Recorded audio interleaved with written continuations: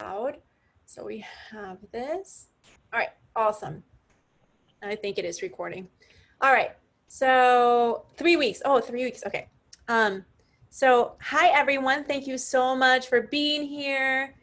We are super excited to have you, and this will be just a great opportunity for us to talk about my favorite topic, which is letters of rec,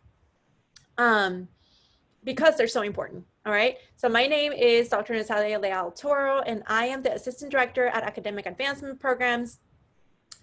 And like I said, this is one of my favorite topics, so I'm super excited. But now I'm gonna have two of my peer leaders introduce themselves real quick so you guys know who they are. I'll have Tiffany go first.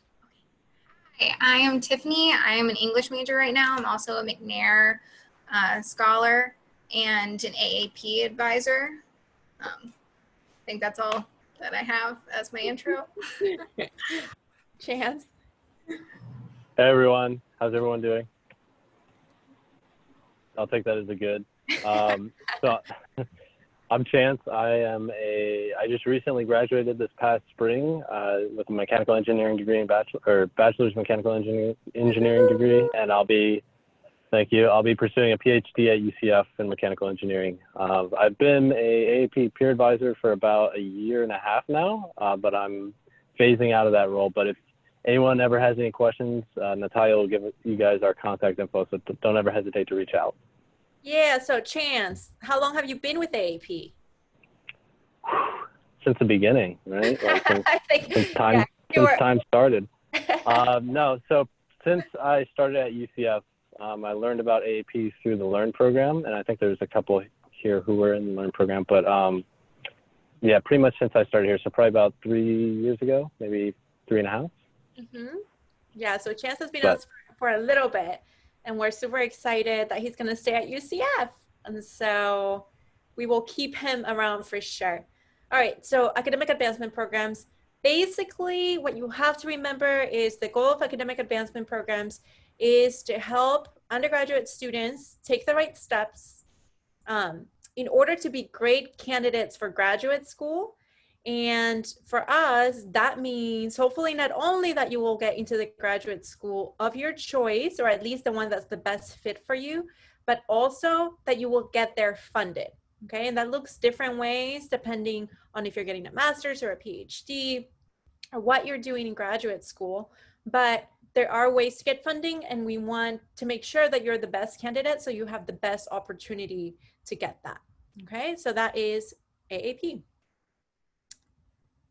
All right, so we're gonna go into our topic right away, and I will ask everyone to chat it.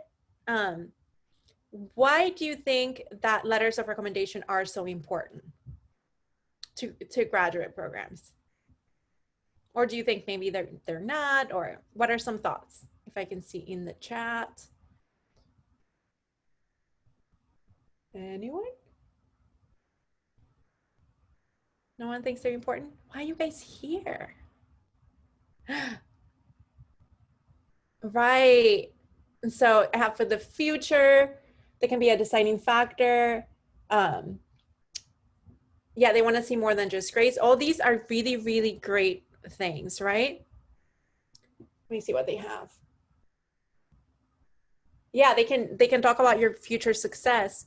So they are a critical component of your admissions into graduate schools. And, you know, schools have some information that will be very basic, your grades, your test scores, resume. There are a few pieces of information that actually share with them who you are as a person. One of those is a personal statement, and the other one is what faculty, in most cases, for some of them might be employers or supervisors, say about you, okay? So if you think about it, your statement of purpose, hopefully you will be very honest in it, right? But the reality is that you're writing that about yourself, okay? So you're saying like, I'm fantastic, right? But how many people do you guys know who say I'm fantastic and they're not so great? A lot, okay? So what the recommendation letters do is they actually from a third person perspective, say this person is actually everything that they say that they are. Okay, so it is kind of like that fact checker to make sure that you do have the qualities, the ethics, the experiences to demonstrate that you are who you say you are and that you're a great candidate for graduate school. Okay, they are one of the things that I want to kind of put out there for recommendation letters, depending on what types. If you guys don't mind, also type what types of programs you're interested in for graduate school.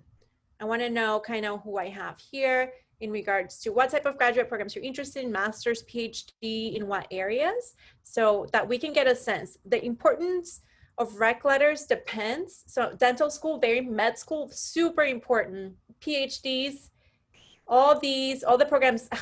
You guys are talking about all the programs that are really hard to get into, guys. That's all I see over here. Clinical psych, communication science and disorders, med school, PhDs, masters in public admin, social work, communication science and disorders. Okay, so all these programs, the recommendation letter is going to be super invaluable. Okay, the reason why is because for grad school, they're trying to make sure you're a best fit for their program. Some of these programs, like whether it's clinical psych or communication sciences and disorders, they tend to be smaller programs. Even if they have a lot of people, they're very selective. That means that every single piece of the application is going to be incredibly important. Okay. PhD programs are the same. Medical school, every single piece is incredibly important. So these recommendation letters are going to be key pieces of information. All right. So we're going to do a scenario, and I want you to kind of provide me with what you think. For a minute, pretend that you're a college professor. 2 students have come in to ask you for letters of rec. The first student gets a solid A in the class, attended class religiously, took detailed notes. You did not hear from this student very much. In fact, you barely heard from this student at all. He never asked you for anything and did not seek help outside of class. Okay, so this is one student. The second student got a B+ in your class. They attended every class, took notes. This student was also a very vocal participant in class, was prepared with questions that reflected how she thought about the material and sought you out during office hours. Okay, who do you feel more comfortable giving a letter to, and why? Tell me, like, if you guys can chat. I can tell you why right now. For the first student, what would you say about that student? They were a great student, right? Is there anything else that you can think about that you could say? They sat nicely in class. They were kind, right? There's not a whole lot that you can talk about that student. Maybe you can talk a little bit about their writing style or something like that. And if you're in that situation, you would want to highlight those type of things, and we'll talk a little bit more about that. But really, there's not a lot that I can talk about that student. Whereas to the other student, by participating in class, by advancing the discussion in class, by going to office hours, you feel you can have something to talk about, right? I mean, the thought that I would get, because I'd feel like I'd have to write the first student a recommendation letter, it's just not going to be very strong. I'm going to probably put all the stuff that you already know in that rec letter. Okay. For the second one, there's information that I have that's additional to that from our office meetings, from their conversations in the classroom. I would be able to give a more detailed perspective of that student. Okay. And so think about that a little bit, and like think about yourself and how you are in the classroom. And how you need to become in the classroom. Okay, so now we're going to look at some letters of recommendation, some excerpts, and you're going to tell me if they're strong or not. Okay, so Jane is a double major student, major honors student in sociology and leadership with a cumulative average of 3.45. I am the chief undergraduate advisor in the Honors College. Jane is focusing her sociology major on issues of minorities in urban settings. Jane has been able to meet the demands of both majors, as well as spend a semester doing an internship in a study program abroad. What do you think of this excerpt? Thumbs up or thumbs down? And why? Are you unsure? Maybe some of you are unsure.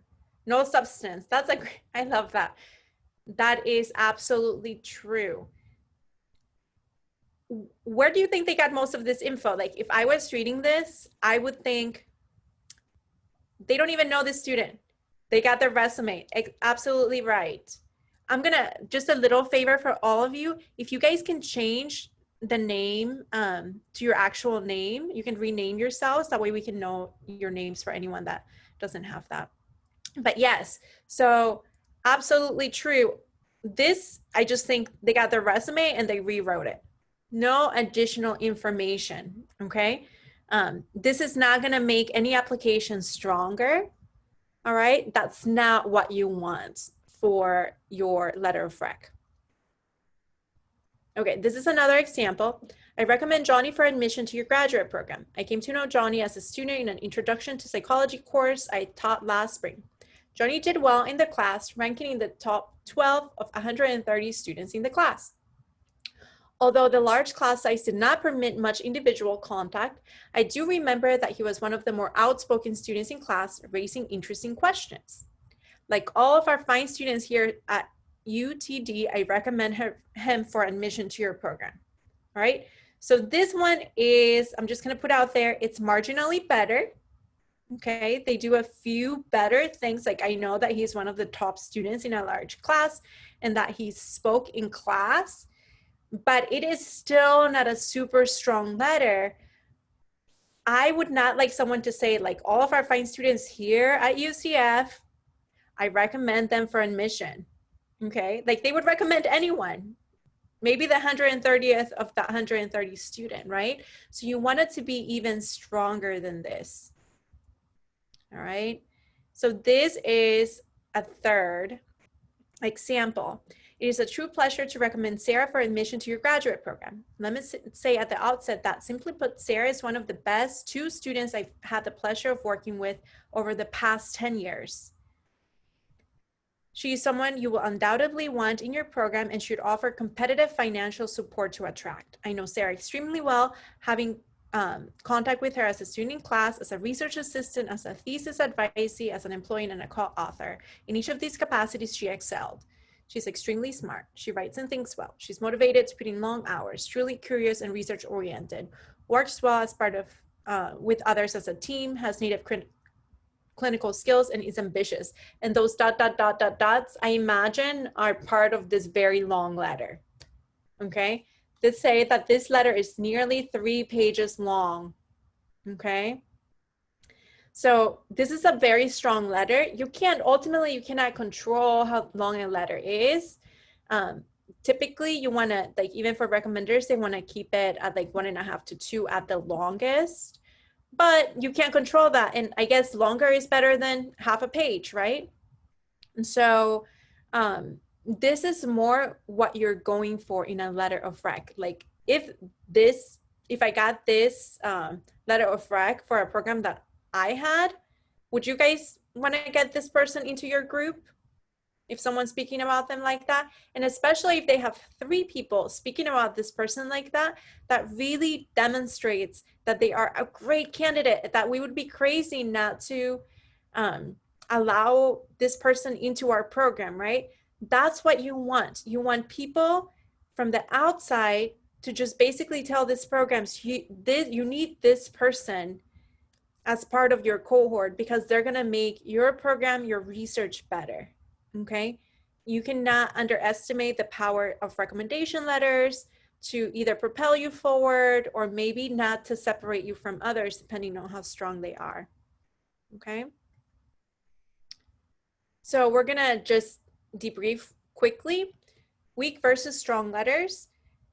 The purpose of a letter of recommendation is to validate your background and qualifications. A strong letter is specific, contains 1 or 2 memorable examples, and compares students to others. It should be long, but not too long, and should express enthusiasm. A weak letter is short, vague, and full of generalities. So you really are not in control what these look like, right? So we're going to talk about the things that you can control, okay? Because ultimately it'll be up to your recommender to write these, and we're going to do everything that we can to make sure that they're strong as possible, okay? So that's what we're going to focus on in this workshop. So what can you do to avoid a bad letter of recommendation? Okay. We talked about it before. One of the things is that you want to be engaged with the faculty member, and we're going to talk about this a little bit more, like what are the things that you do, right? So keep in mind, you want to make sure that you're thinking about what you can do to develop a relationship with faculty or anyone who needs to be recommending you, okay? The other one is you want to pick people that know you, okay? So depending on your program, this is something that you can talk to us about. For example, I saw that one of you was interested in med school. You will need tons of letters. I think you will need at least 5 letters of rec, at least if you go through UCF. And you can do even a lot more, okay?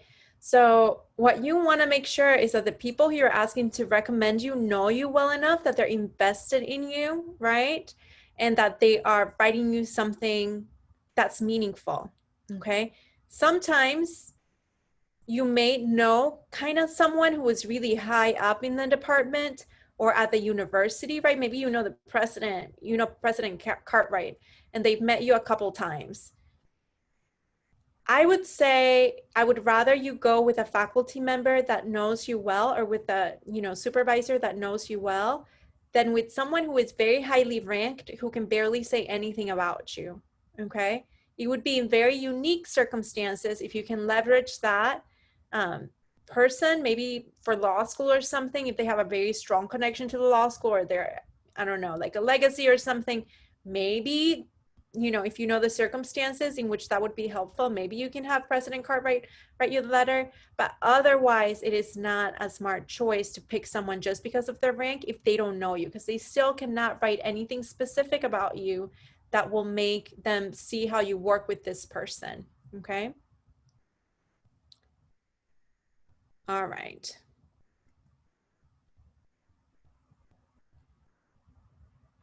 So getting to know your faculty, I know there's questions about this. How many of you, actually, let's do the poll right now. How many strong letters do you think that you have? None right now, you're working on them. 1, 2, 3, 4 or more. And I do this, when I do these workshops in person, most students have 0 to 1. So don't feel bad. UCF is a really difficult place to get recommendation letters because a lot of classes are really, really big, and some faculty may not be available. So if, even if you have 1, you're kind of ahead of the game. And the other thing that I want you to write down, if you guys don't mind, so I can just get a sense, when is your anticipated graduation date? Are you graduating in the fall, in the spring, in a couple of years? If you can tell me like the semester and year. Spring 2021, okay? Spring 2021 for most of you, it looks like right now. All right, so, okay, so most of you it's pretty soon, okay? What I will tell everyone is next week. That's okay. So for everyone, okay, even if you have very few recommendation letters, I want you to get started now. Even if you have till next week, I want you to start making some connections, okay? Because rec letters are incredibly important. And for those of you who are applying this fall or in the spring, right now is the time to get those rec letters, because after you leave, it gets a little bit harder. Okay, so even for those of you who might graduate next week, I wanted you to reach out to professors you might have had this summer or that you might have had at UCF to start a relationship with them if you don't have that yet, and your graduate program requires faculty recommendations, okay? Now it all depends. on your particular program. But I cannot tell you how important it is for you. Don't be shy. Right now, everyone's online. Faculty need to be okay with the idea that they will have to meet up with remote students because of COVID-19. It is one of the things that it's kind of like in their job description, right? That doesn't mean that they have to say yes to writing you a letter if they don't know you.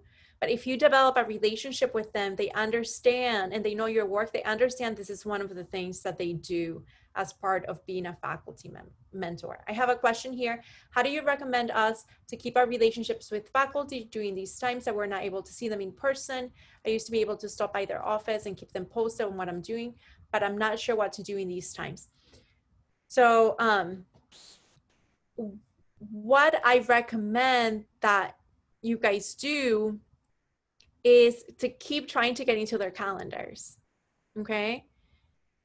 I want to see, like, have any of you been able to reach out to faculty and meet with them one-on-one so far?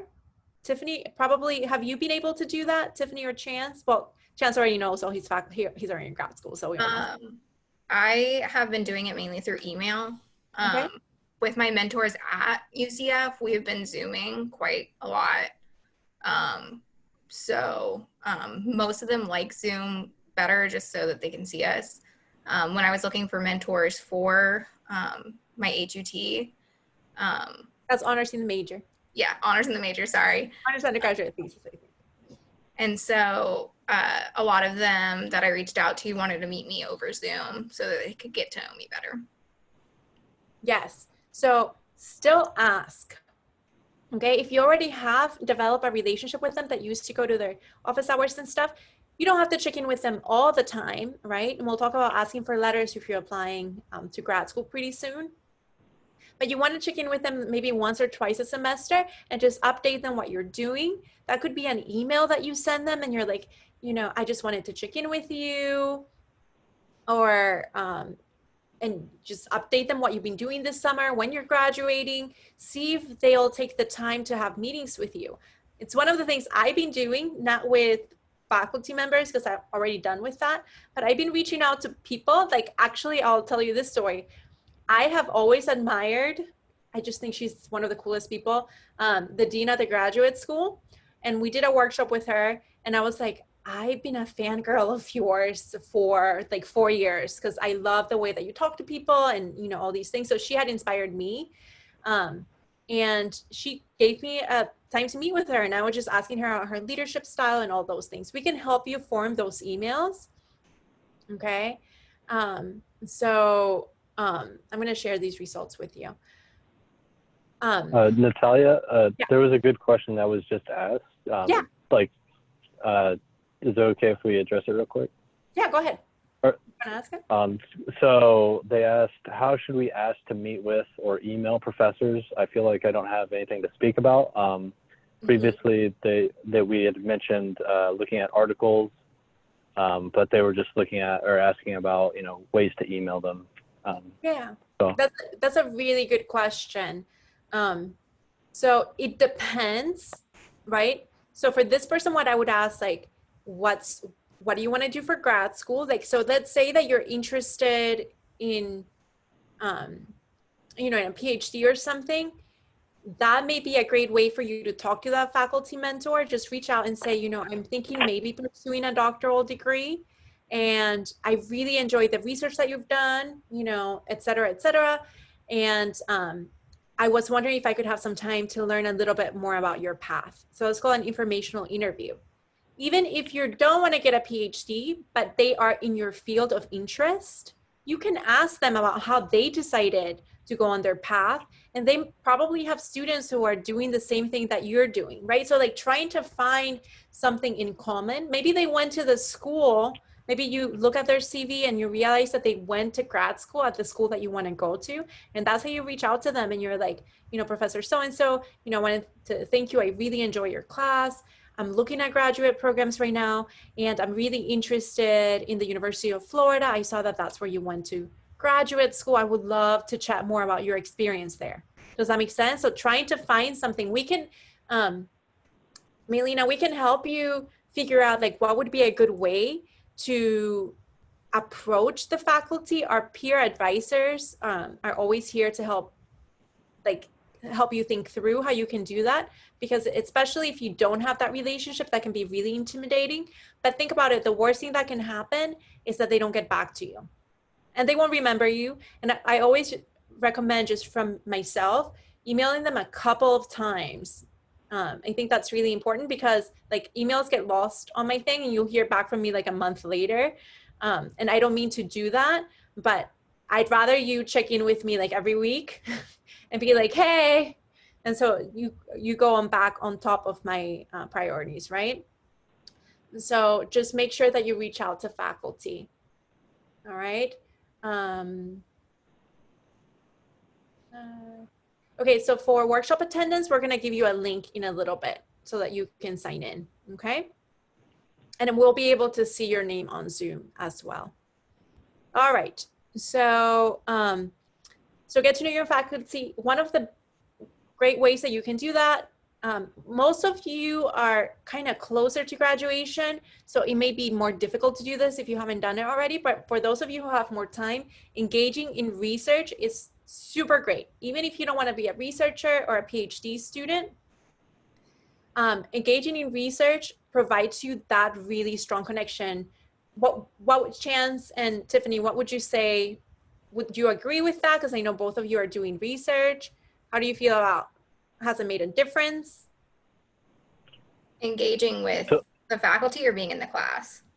In engaging with the faculty. Chance, you want to go first? Well, so let me clarify the question. So how has like engaging in research made connecting with faculty easier, or? Yes, and for stronger recommendation letters. Yeah, so I would say 100% yes, because they get to see you in a environment and they get to see like what work you actually produce, so they can bring up quantifiable results. Mm-hmm. Which, if someone, as Natalia was speaking before, if they met you a couple of times, they can't really like bring up anything like substantial or, you know, like I said, quantifiable. Mm-hmm. And I find especially for like science stuff, that really helps, because they're like, oh, we can see the tangible stuff that they've done. Yep. But also, again, you just see them more often. And for me, it really helped me kind of get more comfortable asking for a letter of recommendation, because I knew that, you know, my faculty knew me well. And so just kind of getting practice asking him made it easier to ask like other faculty who I had like classes for and stuff like that. So I would say yes, 100% it helps. Perfect. Yeah, I totally agree. Yeah, so and one of the things that, and Jennifer is mentioning here, honors thesis, if you do qualify, I think you have to have a certain GPA and things like that. But if you do qualify for that, that's a great opportunity if you have time in your schedule, because they make you have at least 2 people in your committee, like trying to do the 2 people in your committee. That means that those could both be, maybe one of them was your professor, maybe one of them you know through research, that they could both you know, write about you in a way that's in depth. Okay, so that is a great thing to get involved with. Even if you don't think that you want to do research in the future, it'll just get you connected to faculty at UCF, which is a big deal. Okay, so engage in research, actively participate in class. You know, for in person, it's easier to think about how that happens, but even on Zoom, like if faculty prefer to see you in video, or if they ask for those of you who want, like do that, because like, you know, right now I can see Jennifer and I will remember her face, right, when we're maybe talking afterwards, versus if I can't see people, then I don't know what's going on with them. Like you could be here or you could not be here, right? Some faculty might not want you to be on camera, but if they do prefer that, I encourage you to be on camera, seem engaged, you know, maybe you're working on something else in the back. I don't know what you're doing in the background, but what I do know is what I see. So if you give them positive reinforcement, even through Zoom, that will create for a more familiar conversation from the faculty, because they'll have a good experience seeing you. So I would recommend that you do that. And if you do have to have your cameras on, make sure that you seem interested, okay? And that you are aware and that you're not doing crazy things. So that could help for participation. Obviously, in the chats, they might check those, okay? You know, participate if possible. Any positive feedback will help the faculty member probably feel more invested, which it's really tough right now through online. You know, maybe sending them an email if you didn't understand something, or engaging with them, or letting them know that you really enjoy their class that day, because it is very different, again, to get feedback online versus in person. So you actually letting them know maybe opens up conversations for new things, okay? And so so actively participating in class, and that looks a little bit different right now. You can always ask the faculty if you can meet with them, you know, at their office hours, which you should have access to as well. And I wonder, guys, like, I really wonder if faculty may not have as many people go to their office hours because they didn't really in person, but maybe they really want to engage with some live human beings, you know, maybe they do want to engage with connecting with you. Maybe this makes it a little bit easier for them to do that online. And then if you get the opportunity, maybe they have TA opportunities. That's another great way to be involved. Now that everything's online, they might have bigger class loads than they usually do. And maybe that's something that you can do, and make sure that you meet with the faculty, that you do that. That's another way for them to get to know you. Okay. As I talked about before, looking for a common ground between you and your professor. Maybe you're both like women in STEM. Maybe you both want to get their, maybe you're interested in communication science and disorders and they did it as a profession for a little bit. And you can find that out, and you can find out about the difference, like why were they in the field and then decided to become a faculty member, right? So like looking to see what they've done and how you can connect to some of those experiences, and just ask them. Faculty, like, people just like to talk about themselves and their own career trajectory. And so ask them some good questions, either in office hours or a separate time to discuss that. Discuss your future career plans. Again, like, I can see that some of you are interested in Masters of Public Admin or social work. Your faculty probably did that at some point, and if they didn't, they have students who did do that, right? So maybe one of the things that you can do is say, you know, I'll be graduating this spring and I have decided that I really want to get my master's. What are some things that you would suggest that would make me a really strong candidate for master's programs? What are some experiences that you think I should have during my time, my gap year, in order to build up my knowledge that will help me in this field? What are some, you know, quantitative, maybe there is some stats programs that would be helpful for you. Ask them for advice. And you can maybe ask them, did any of your students go to this type of program or have this type of career? And if they do, they might lend you that network and connect you to that person, okay? But you want to have those conversations.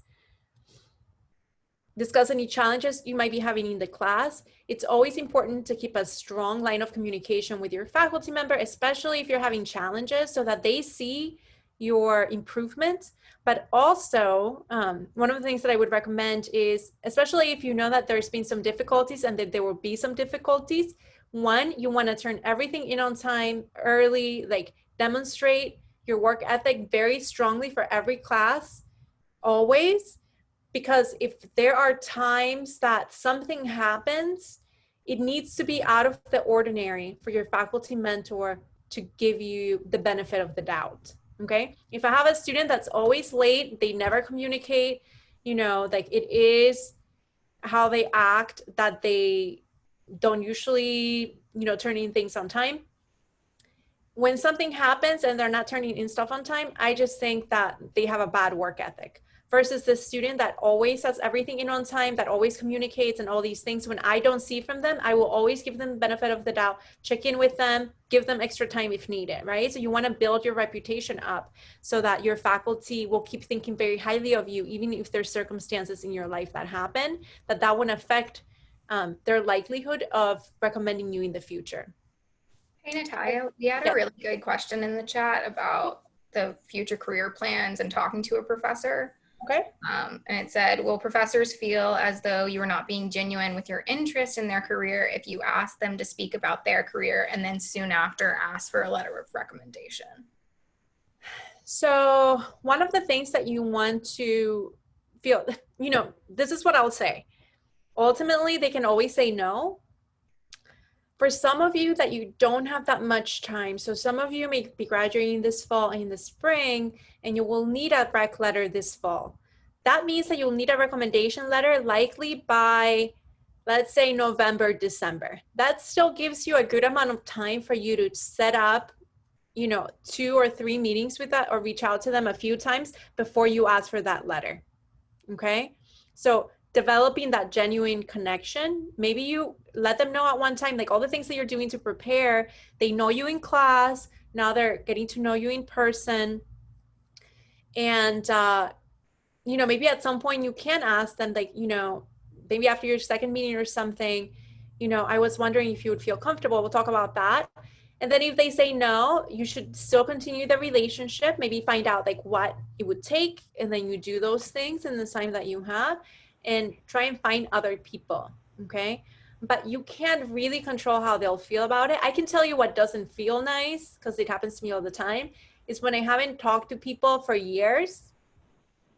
And then like 5 years later, I hear back from them. And before I open the email, I'm like, they want a letter of rec. They haven't even checked back with me, so that's not so nice. But, as long as you have a relationship with them, they know, and they know you, they understand that you have to ask for letters. And if they say no, then they were probably going to say no anyway. Okay. So you don't want to ask it immediately. You do want to build some sort of relationship if you have the time, but ultimately you can't control how they feel about it. Okay.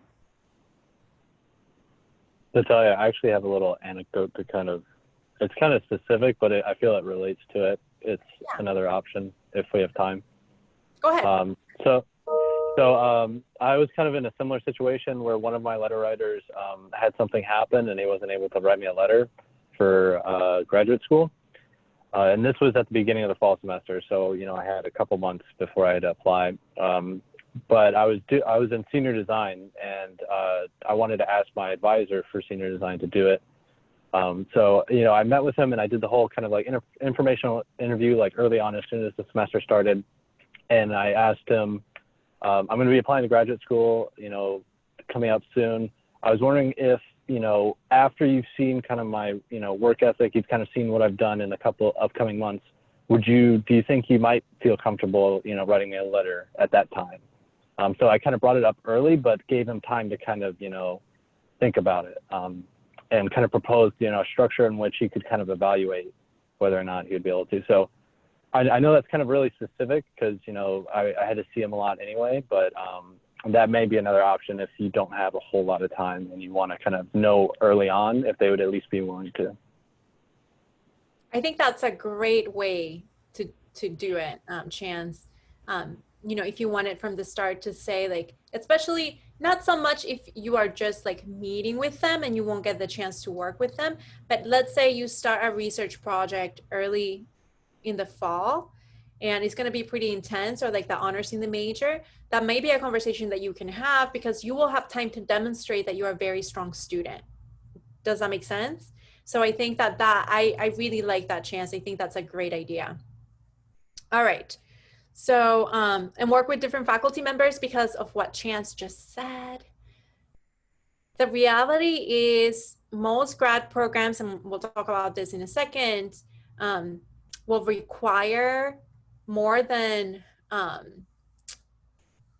will require at least 3 recommendation letters, maybe 2 from faculty, 1 from like a staff or a faculty or whoever. But things happen, okay? Like people get sick, people just disappear because they have other things to deal with. Things happen. So you always want to have backups, right? Because you want to be, even if it's not a strong letter, backup, okay? So you do everything possible to have, the strongest letters that you can, but you always have 1 backups because at least you want to be able to apply, okay? And perhaps if you have 2 strong and 1 not as strong, that might be okay. all right? But you always want to have that just in case. So we're gonna go through how you ask and kind of like the do's and steps for rec letters. So the first step is you need to decide how many letters you will need. How do you find that out? I want all of you, it seems like all of you kind of have an idea of what you would like to do for grad school. I want all of you to look at some of the top programs that you're interested in and find out what the requirements are. And we have a checklist that we can send you for like typically what the requirements will be. So you can do like an Excel kind of checklist, but they will say you will need 3 letters, and maybe they will say you will need 2 from faculty, 1 from other. Maybe they don't care. If it seems like they don't care, I would still ask. Typically for most academic programs, they'll want at least 2 faculty, okay? So find out how many. Maybe they're very specific, you know, for if you go through pre-health and pre-law advising for med school, they'll tell you you need 2 science, 1 non-science, 1 this, 1 that, right? So you want to find that out now. You don't want to wait to find that out the week before applications are due so that you can develop those relationships if need be. So you want to find out how many letters, maybe how many you need for backup, and think about who can write those, right? So who will you choose to write those letters, and how are you going to develop those relationships? Like I said, for all of you, if you are applying to grad school, even if you're graduating in the spring and you have 0 letters, there are ways that you can start to strategize. You know, if you need to apply this fall, how, like, look back at faculty that you've had, figure out if you can connect with them. You can, you know, ask like chance, and maybe you can TA for one of them. Maybe you can, you know, do an honors in the major or something like that. But strategize who you want to ask and what they can say about you, as well as backups who can serve as a backup. You won't, now, don't tell people they're your backup unless they're very comfortable with you. I don't mind being students' backup, but you know, get to know more people than you absolutely will need. So think about that. And also it depends on the programs. Maybe for clinical psych, you just need really strong letters, and they definitely want your research mentor, but they might not care that they're clinical psychologist. Versus if you are in like biomed, they'll probably want some biomed faculty, right? So it really depends on your field, and that's something that you need to become an expert of. What's expected in your field? Like, I don't know, for communication science and disorders, do they require you to have maybe someone that you did an internship with or someone that you shadowed? I don't know what they require, right? So you need to become an expert of what they require for your field and start looking for those networks, you know, and start working on those recommendation letters. So again, the programs you're applying to, do they have requirements? You want to look at that. Who knows you best? That's really important. This is something, if you have the opportunity to do it, this is what works best. Or if you have the opportunity to build it this way, it's if you have people who can write about different aspects, okay? So for example, if you only have people who have been your faculty members in class, they may only be able to talk about that, like you as a student in their class, right? And that doesn't give for a very wide perspective of who you are.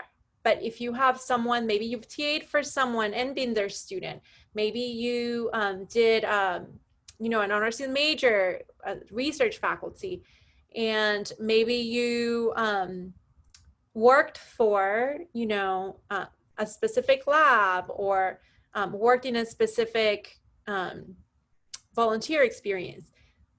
In those ways, people may be able to talk about you in a more well-rounded manner. Now, keep in mind, this depends again on your field. For example, if you are physics, they're gonna wanna see probably other physics faculty, whatever they look like. Does that make sense?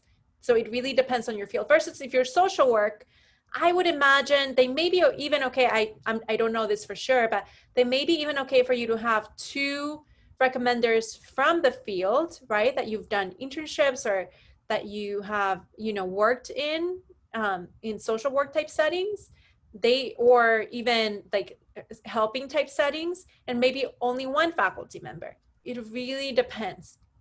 So think about that diversity and what they're looking for in that program, okay?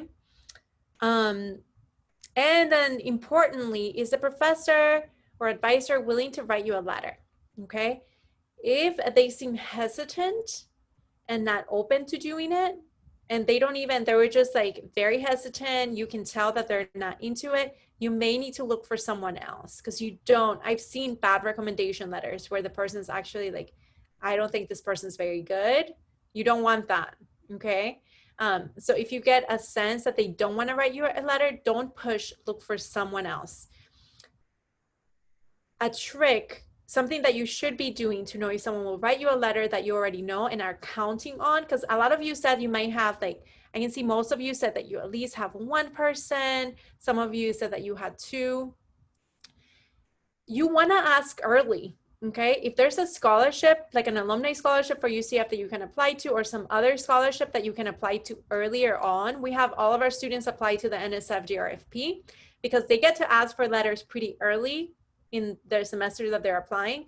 If a professor says no to them, then they can move on to someone else. If a professor doesn't turn in the letter on time, then we know that that may happen for grad school apps.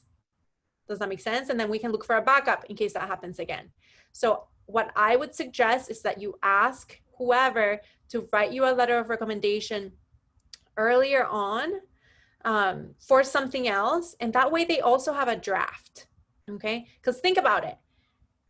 I bet for many of you, there's a few faculty that really are the really awesome faculty that everyone loves. That happens usually, right? Like there's this few faculty member that everyone's like, oh, they're amazing, and everyone wants to take their class, and everyone wants to be too close to them because they are very student focused. But then that probably means that a lot of people are asking for recommendation letters from that person. So if they at least have written you a draft, that may help them say yes to you versus someone that they have to start from scratch, okay? So highly recommend that you ask people to write something. That way you know if they'll say yes, you know if they turn it in on time, and you know you can plan for that for the future. Okay, time frame. Be aware of deadlines. So everyone applying to grad school this year or next year, make sure that you know when deadlines take place for grad programs. My advice is actually, it says here 3 to 5 weeks in advance. That is generally for recommendation letters, a good rule of thumb. But I just told you that everyone's going to be asking for rec letters. You don't want to get in there when they already have like 20 rec letters that they have to write. And they're like, I really like you. I would have done this for you, but I am so overwhelmed. I'm sorry. I won't be able to write you a letter. Okay. So what I would suggest is that you ask, if you already have some faculty who you're going to ask for letters, what I suggest is that you go ahead and ask for that informally, like sometime soon, maybe in the next couple of weeks. You can have that conversation, like set up a meeting with them, have the conversation with them, you know, Professor so-and-so, thank you so much. I really enjoyed having your class. And, you know, I will be applying to grad school, and I was wondering if you would be willing to write me a recommendation letter, right? And if they say yes, you can follow up with a thank you.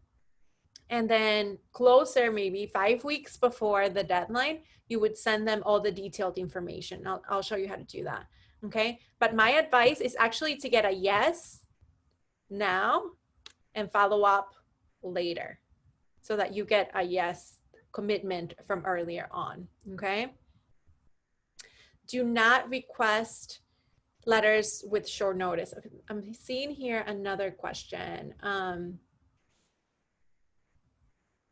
A couple other questions. Let me see. Can you get a letter of rec from a different field if you're a double major? For instance, I'm majoring in biology and political science, but I'm interested. Okay, so yes, right? So it depends on the program. For, I think master's in, is that, I don't know what MPP is, but MPA I know is Master's in Public Admin. So yes, you can ask. I think for public admin, they probably open for you to get letters from either one of those majors, as long as they can talk about you as a student and your work ethic, okay? It might be helpful to also get someone who maybe you've worked with, or, you know, something within the field, but you can definitely get rec letters. It just depends on your field. I think for public admin, that would be fine. Someone who isn't in your field but could write your story, or someone who is, okay, it depends on the program again. So Mylena, what is your program? Because, communications, okay. So I don't know for communication science and disorders. What I would recommend is that you go ahead and reach out to a program coordinator for that program and ask them if they have a preference. What I think is that you should go for the people who can speak about you the strongest, okay? But the program might want you to have someone, at least someone within your major. In that case, you do what you need to do, and you have maybe 2 people who can talk very strongly about you, and you do your best to make the one that you have left as strong as possible, which we'll talk about. Does that make sense? But you want to ask your program. I don't actually know for that that particular program. Speaking of deadlines, if you want to go to grad school later, is it still? Yes. So for those of you, this is really important. So if you're taking a gap year or a couple years in between, you might not need a rec letter, even though I suggest that you apply for something so that they have it somewhere saved on their computer, a draft of that letter. Does that make sense? Or it is either that, or just have a very strong relationship that you keep building in the years that you are not a student. Does that make sense? Like for me, that was the one thing I had was strong recommendation letters, because I went to a very small school where I knew faculty really well. And when I applied to master's program, I took a gap year, but the faculty knew me really well, and I had updated them throughout that gap year. And then like whenever it was like 8 years later, when I applied to my doctoral program, one of those faculties still wrote a really beautiful letter for me because he had a draft from before and he was willing to do that. Okay. So it is, for those of you who are taking time off, it's even more important that you develop relationships with faculty and ideally even get recommendations for things that are not grad school. So I highly recommend for you to do that. Okay. All right. So and Natalia, may I add something too? Yeah, go ahead. And I would also recommend, like, so if you're going to ask a faculty, like if you're going to work for a couple of years, I would let them know your plan too. So that way they know, okay, in the future, you know, they're probably going to be asking you for a letter. So that way they can also be prepared too. Yep. Yep. You can just let them know ahead of time. That's a great point, Chance. Chance, can you put in the sign-in for anyone that needs to maybe leave? It's tinyurl / AAP 2020. Actually, let me see if I can do it. I got it. All right. Okay.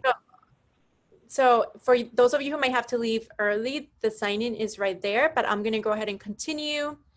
So how should you approach it? My suggestion, if you can't do it in person. So in person equals Zoom for right now. Maybe some of you can in person, but I wouldn't recommend it.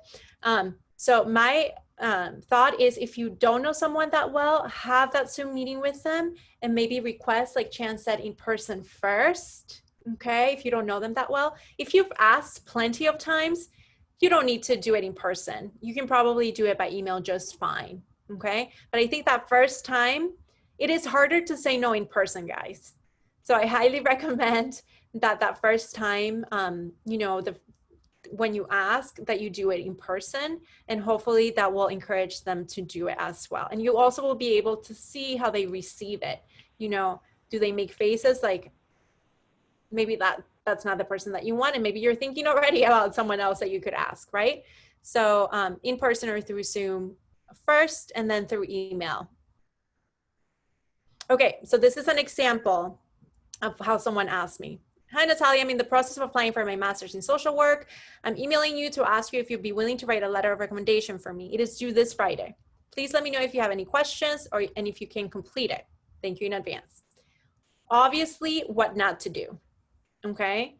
I actually did write this person a letter just because I'm a really soft-hearted, nice person. But you can bet I was not happy and I did not feel respected, and I probably didn't write her the best letter that I could have written had she done things differently. Okay, so Anything else that you see wrong, feel free to chat it. You know, they probably should have said, hi, Dr. Toro, maybe giving me more information. So we're going to talk about that. This is another request, and we will send you this example. I hope you're doing well. I'm applying to PhD programs, and they put the information in. I believe that the 2 courses that we took together have helped me develop a solid foundation for my graduate studies in linguistics. Our investigations planted the seed for my passion in social linguistics. And they include their academic and professional. I have included a summary of my academic and professional and bullet list of highlights of the work we did together to help you decide whether to recommend me. My plan is to apply this fall for admission into 6 programs, and applications are due in early January. Okay, should you decide to recommend me, I will send you a draft of my statement of purpose, copies of my transcript, my resume, a writing sample, and any other materials you think would help you in the evaluation process. What do you think of this? Much better, right? That's how you want to do it, okay? So this, and we'll send you information on this, you want to ask very professionally, because that still talks about who you are, right? And include any documents possible that would be helpful. Even if they don't read them, it doesn't matter. So you want to write the email very professionally, like this person did, which is, you know, the cover letter. You want to include deadlines or destinations, right? So most people will get the request from this time to this time, you know, through email. The programs that you're applying to, maybe that's another attachment that you want to incorporate. You want to incorporate your personal statement, resume, transcript, you know, anything that you need. All right. And they might not read it, but I can tell you, there was this one time a student asked me for one of these letters of rec, and I didn't know them.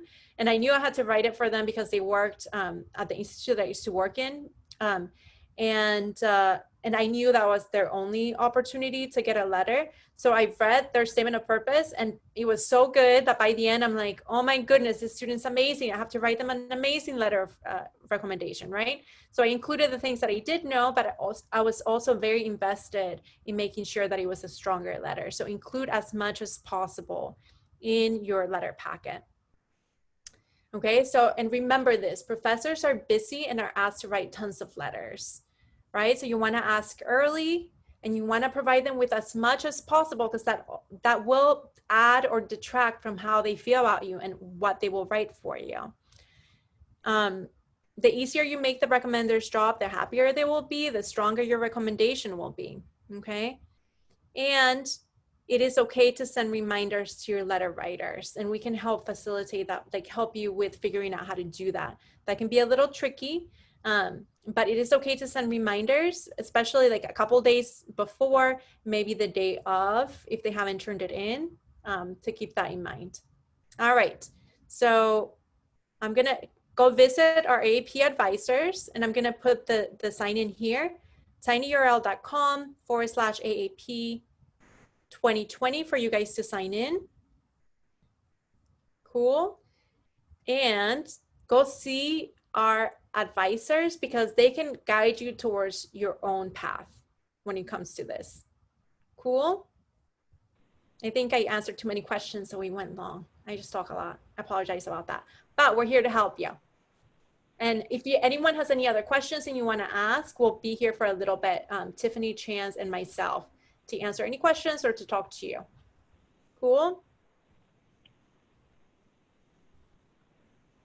If not, you're free to go. Here's the sign in again. Thank you guys for coming. Thank you. Come to see us. Chance, can you put the link to Grad Prep Advising on the chat in case anyone wants to click on it? Yes. Thank you.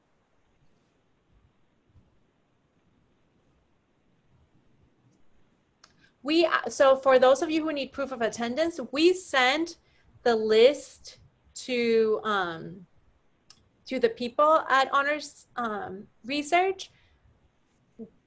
If you need to, for one of your classes, I think I've also had to, I think maybe that was lead, I'm not sure. There's like a form that we can do as well, but we do send the attendance out to like the director of your programs. Thank you, guys. Thank you. I have a question. Yeah. Okay, so hi, my name is Jenny, by the way. Jenny.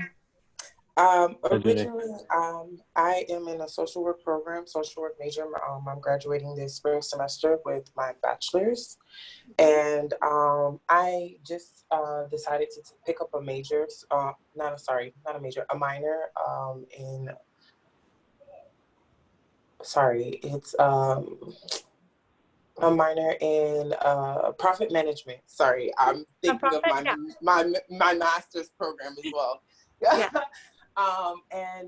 Originally, I want to eventually, start a nonprofit organization, but I also want to work with the youth and stuff like that. So I was hearing you were saying to reach out, and I've been doing that lately.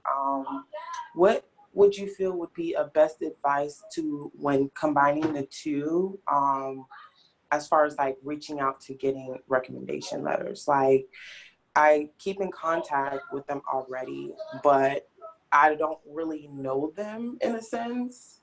So like, especially now since with the nonprofit, I haven't been able to like get to see them in person. I'm more of a people person than more of a technology person.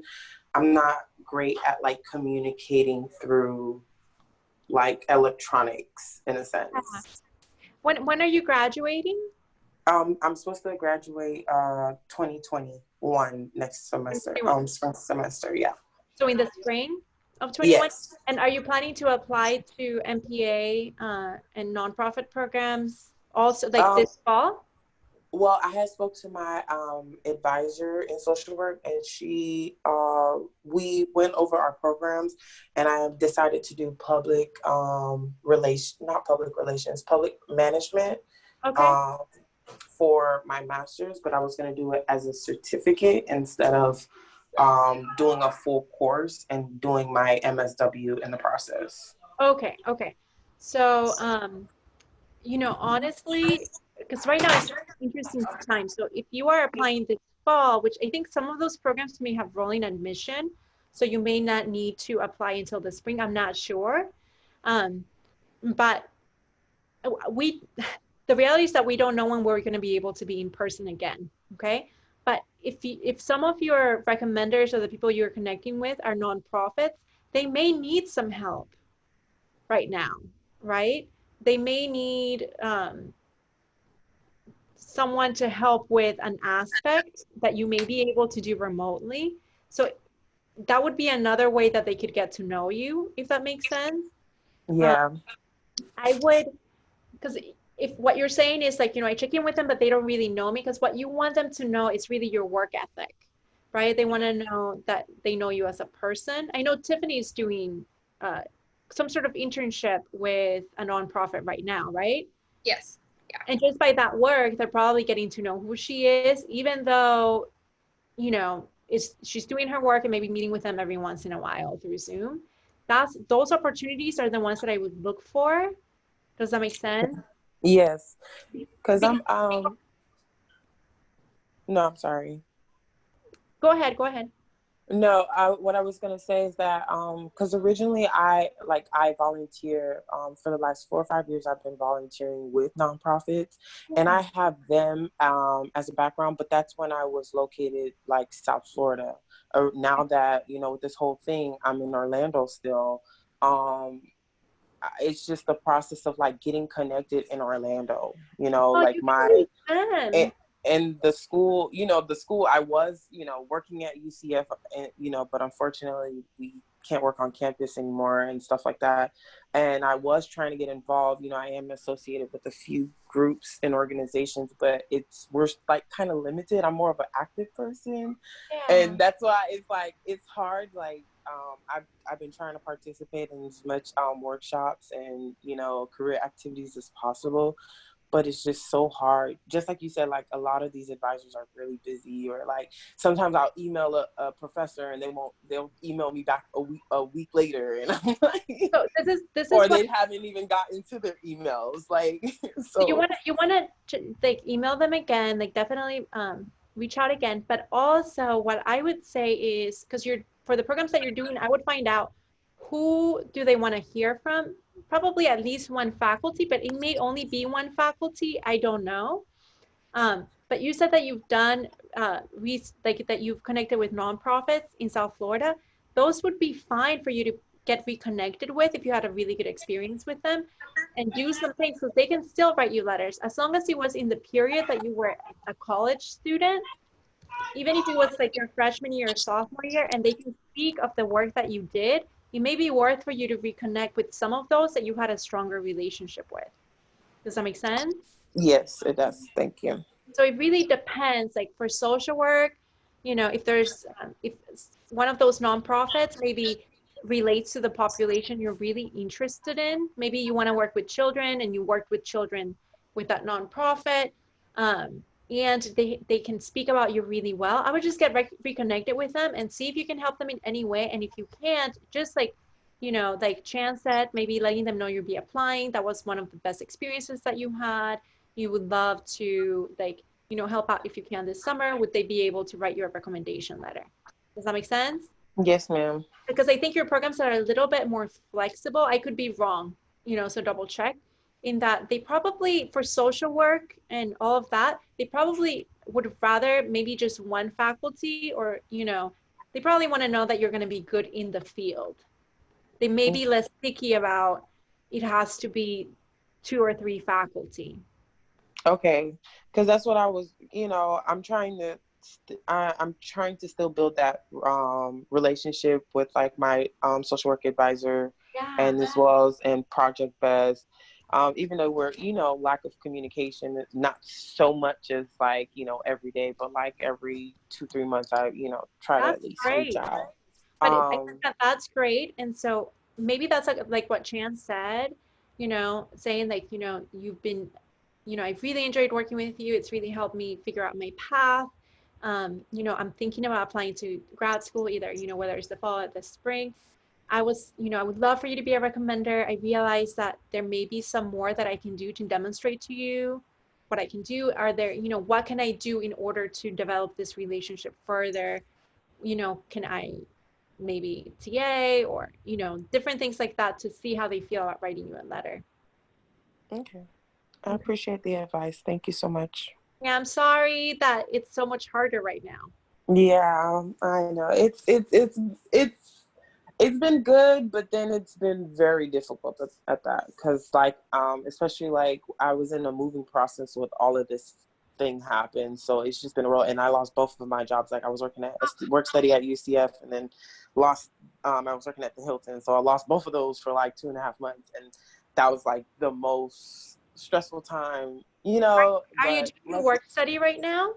No, well, I have it, but they work study department, they removed the transfer and transitions department. So we became the first generation, but then they let go of the work studies they had. Oh, okay. So just letting you know, if you want to email me, I'll put my email. There's going to be opportunity for, I think that they're going to be hiring for some peer coaching positions. Okay. I think those are funded without needing work study, but it may be a way to use your work study. The other one that you may be able to use it is if you have some time this year to do research, and a faculty member is willing to do research with you, which in social work, it may be something that you do kind of like independent research. You could use study to get funded to do research. Okay, so email me and we can chat a little bit more about that so that you can use those funds. Okay, I'll definitely email you. Okay. And I appreciate the advice. Thank you. Take care. Thank you. Thank you. Have a good one. You too. Have a good one. Thank you.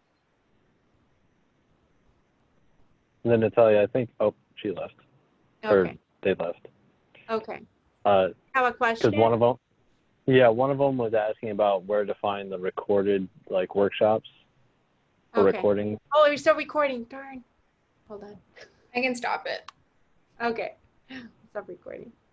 I think we're gonna have